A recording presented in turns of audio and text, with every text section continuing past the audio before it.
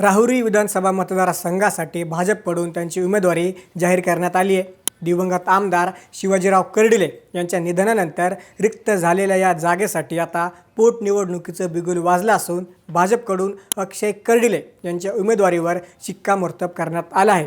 अहिल्यानगर जिल्ह्याच्या राजकारणातील एक दिग्गज आणि राजकारणातील किमयागार म्हणून ओळखले जाणारे शिवाजीराव कर्डिले यांचं मागच्या वर्षी 17 ऑक्टोबर रोजी दीर्घ आजाराने निधन झालं होतं। त्यानंतर राहुरीच्या या जागेवर कोण दावा ठोकणार याकडे सर्वांचं लक्ष लागलं होतं। अखेर भाजपने कर्डिले परिवारावरच विश्वास दाखवत अक्षय कर्डिले यांना मैदानात उतरवलं आहे। या पोटनिवडणुकीच्या निमित्तानं राहुरीच्या राजकारणात अनेक मोठे पेच प्रसंग निर्माण झाले होते। विशेषतः महाविकास आघाडीतील माजी मंत्री प्राजक्त तनपुरे हे भाजपमध्ये जाणार की काय अशा चर्चांना चांगलंच उधाण आलं होतं। मागच्या अनेक दिवसांपासून माजी मंत्री प्राजक्त तनपुरे भाजप नेत्यांच्या संपर्कात असल्याच्या बातम्या येत होत्या। फक्त प्राजक्त तनपुरेच नाही तर सुजय विखे पाटीलसुद्धा या जागेसाठी इच्छुक असल्याचं बोललं जात होतं। या पोटनिवडणुकीच्या आधी राहुरीच्या राजकारणात अनेक पडद्यामागच्या हालचाली पाहायला मिळाल्या होत्या। विशेषतः प्राजक्त तनपुरे हे भाजपमध्ये येण्यासाठी प्रयत्न करत असल्याच्या बातम्यांनी जास्त जोर धरला होता। त्यांचे मामा आणि राज्याचे माजी मंत्री जयंत पाटील यांच्या माध्यमातून ते भाजपमध्ये फिल्डिंग लावत असल्याची चर्चा राजकीय वर्तुळात जोरदारपणे रंगली होती। जर प्राजक्त तनपुरे भाजपमध्ये आले तर अक्षय कर्डिले यांचा पत्ता कट होऊन प्राजक्त तनपुरे यांना उमेदवारी मिळेल आणि अक्षय यांना विधान परिषदेवर पाठवलं जाईल अशी शक्यता वर्तवण्यात येत होती। गेल्या काही दिवसांपासून प्राजक्त तनपुरे यांचा पेहराव आणि वागणंसुद्धा बदललेलं दिसत होतं। ते सातत्यानं भगवा गमजा आणि भगवी टोपी घालून फिरत होते, ज्यामुळं त्यांच्या भाजप प्रवेशाच्या चर्चांना अधिकच बळ मिळत होतं। इतकंच नाही तर नगर दक्षिणचे माजी खासदार आणि मंत्री राधाकृष्ण विखे पाटील यांचे पुत्र सुजय विखे पाटील हे सुद्धा या जागेसाठी इच्छुक होते। स्वतः सुजय विखे यांनी जाहीरपणे सांगितलं होतं की राहुरीच्या जागेसाठी त्यांच्या नावाची चर्चा आहे। भाजपने यासाठी अंतर्गत सर्वेक्षणसुद्धा करून घेतलं होतं। मात्र अखेर सहानुभूती आणि कर्डिले यांचा बालेकिल्ला टिकवण्यासाठी पक्षानं अक्षय कर्डिले यांच्या नावावरच शिक्कामोर्तब केलं आहे। आता चित्र स्पष्ट झालं असून ही लढत पुन्हा एकदा पारंपरिक प्रतिस्पर्धांमध्येच होण्याची चिन्ह आहेत। नक्की काय घडते राहुरीत? प्राजक्त तनपुरे अक्षय कर्डिले यांच्या विरोधात उभा राहणार का? राहुरी विधानसभेचा नक्की इतिहास काय आहे हे सर्व आपण या व्हिडिओच्या माध्यमातून जाणून घेणार आहोत। नमस्कार, मी महेश आणि तुम्ही पाहताय थोडक्यात। शिवाजीराव कर्डिले यांचा राजकीय प्रवास हा अत्यंत थक्क करणार आहे। नगर शहराजवळ असणाऱ्या बुऱ्हाणनगर गावचे सरपंच ते राज्याचे माजी मंत्री असा त्यांचा प्रवास अतिशय संघर्षाचा राहिला। कर्डिले यांनी आपल्या संपूर्ण राजकीय कारकिर्दीत एकूण 5 वेळा आमदार म्हणून विधानसभेचं प्रतिनिधित्व केलं। 1995 मध्ये त्यांनी पहिल्यांदा अपक्ष म्हणून निवडणूक जिंकली आणि विधानसभेत प्रवेश केला। त्यानंतर त्यांनी मागे वळून पाहिलं नाही। 1999 आणि 2004 मध्येही त्यांनी आपला विजय कायम राखला। 2009 मध्ये त्यांनी अपक्ष म्हणून निवडणूक लढवत पुन्हा एकदा विधानसभेत विजय मिळवला।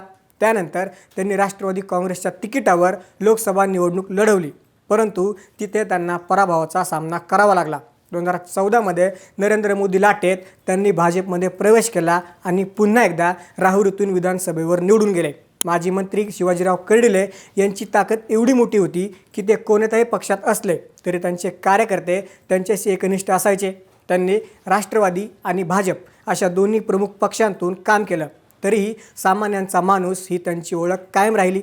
जिल्हा मध्यवर्ती सहकारी बँक आणि विविध शैक्षणिक संस्थांच्या माध्यमातून त्यांनी सहकार क्षेत्रात आपला मोठा दबदबा निर्माण केला होता। अगदी पंतप्रधान नरेंद्र मोदी यांनी सुद्धा त्यांच्या प्रचारासाठी राहुरीत जाहीर सभा घेतली होती। यावरूनच त्यांचं महत्त्व अधोरेखित होतं। 2019च्या निवडणुकीत मात्र शिवाजीराव कर्डिले यांना पहिल्यांदा पराभवाचा धक्का बसला। राष्ट्रवादी काँग्रेसचे तरुण नेते प्राजक्त तनपुरे यांनी त्यांचा पराभव केला आणि त्यानंतर राज्यात महाविकास आघाडीचे सरकार आल्यावर प्राजक्त तनपुरे यांना राज्यमंत्रीपद मिळालं। मात्र 2024च्या निवडणुकीत शिवाजीराव कर्डिले यांनी पुन्हा एकदा जोरदार पुनरागमन केलं। या विजयाचं मुख्य श्रेय त्यांचे पुत्र अक्षय कर्डिले यांना जातं। अक्षय यांनी संपूर्ण मतदारसंघाची बांधणी अतिशय नियोजनबद्ध पद्धतीने केली होती। प्रचाराची संपूर्ण धुरा आपल्या खांद्यावर घेत त्यांनी अशक्य वाटणारा विजय खेचून आणला। मात्र दुर्दैवानं हा विजय मिळाल्यानंतर काही काळातच शिवाजीराव कर्डिले यांचं निधन झालं आणि ती जबाबदारी अधिकृतपणे अक्षय कर्डिले यांच्या खांद्यावर आली आहे। दुसरीकडे शरद पवार यांच्या नेतृत्वाखालील राष्ट्रवादी काँग्रेस गट आता पूर्णपणे सक्रिय झाला आहे। प्राजक्त तनपुरे यांच्या नावाची अधिकृत घोषणा अद्याप झाली नसली तरी त्यांचं नाव जवळपास निश्चित मानलं जात आहे। प्राजक्त तनपुरे यांनी आधीच मतदारसंघात जनआशीर्वाद यात्रा काढून आपली ताकद दाखवण्यास सुरुवात केली आहे, तर दुसरीकडे अक्षय कर्डिले शिवनिर्धार यात्रा काढून मतदारांशी संवाद साधत आहेत। या निवडणुकीत अक्षय कर्डिले यांना आपल्या वडिलांच्या निधनाची मोठी सहानुभूती मिळण्याची शक्यता आहे। तसेच त्यांचे नातेगोत्याचे संबंधसुद्धा राजकीयदृष्ट्या खूप महत्त्वाचे ठरणार आहेत। अहिल्यानगरचे राष्ट्रवादी काँग्रेसचे आमदार संग्राम जगताप हे अक्षय कर्डिले यांच्या बहिणीचे पती आहेत।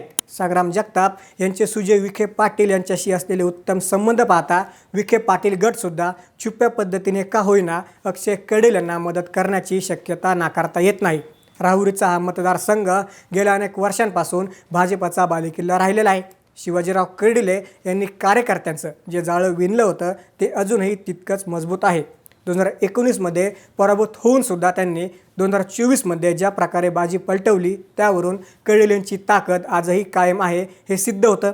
प्राजक्त तनपुरे यांना 2019मध्ये मंत्रिपद मिळूनही ते स्थानिक पातळीवर हवा तसा प्रभाव पाडू शकले नाहीत असा सूर मतदारसंघामध्ये आहे।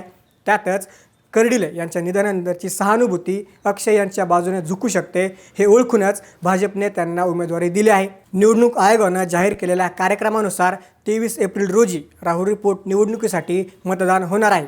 4 मे रोजी मतमोजणी होऊन निकाल जाहीर केला जाईल। सध्या सत्ताधारी पक्षाकडून ही निवडणूक बिनविरोध करण्यासाठी प्रयत्न सुरू आहेत, मात्र शरद पवार गट सहजासहजी ही जागा सोडण्याची चिन्ह दिसत नाहीत। त्यामुळं आता राहुरीत तनपुरे विरुद्ध कर्डिले असा हाय व्होल्टेज सामना पाहायला मिळणार आहे। शिवाजीराव कर्डिले यांच्या निधनानंतर अक्षय कर्डिले आपला हा बालेकिल्ला राखणार की माजी मंत्री प्राजक्त तनपुरे पुन्हा एकदा बाजी मारणार याकडे आता संपूर्ण महाराष्ट्राचं लक्ष लागलेलं आहे। राहुरीच्या जनतेचा कौल नक्की कोणाकडे जातो आणि या राजकीय संघर्षात कोण यशस्वी होतं हे पाहणं आता महत्त्वाचं ठरणार आहे। प्रचाराचा धुराळा आता उडायला सुरुवात झाली असून येत्या काही दिवसात इथलं राजकीय वातावरण अधिकच तापणार आहे। विधानसभा पोटनिवडणुकीचा हा निकाल भविष्यातील राजकीय समीकरणांची नांदी ठरणार यात मात्र शंका नाही। कर्डिले यांनी उभी केलेली ही राजकीय परंपरा त्यांचे चिरंजीव समर्थपणे पुढे नेणार का याचा फैसला 23 एप्रिलला मतपेटीत बंद होईल। सुजय विखेंची नाराजी, प्राजक्त तनपुरेंची रणनीती आणि अक्षय कर्डिलेंना मिळणारी सहानुभूती या त्रिकोणात ही पोटनिवडणूक अडकली आहे। आता फक्त प्रतीक्षा आहे ती मतदानाची आणि त्यानंतर येणाऱ्या निकालाची, जो राहुरीच्या राजकारणाची पुढची दिशा ठरवणार आहे। याबद्दल तुम्हाला काय वाटतं? राहुरीची पोटनिवडणूक कोण जिंकेल, अक्षय कर्डिले की प्राजक्त तनपुरे? आम्हाला कमेंट्समध्ये नक्की सांगा। जसंच राजकीय घडामोडी जाणून घेण्यासाठी थोडक्यातलं नक्की सबस्क्राईब करा।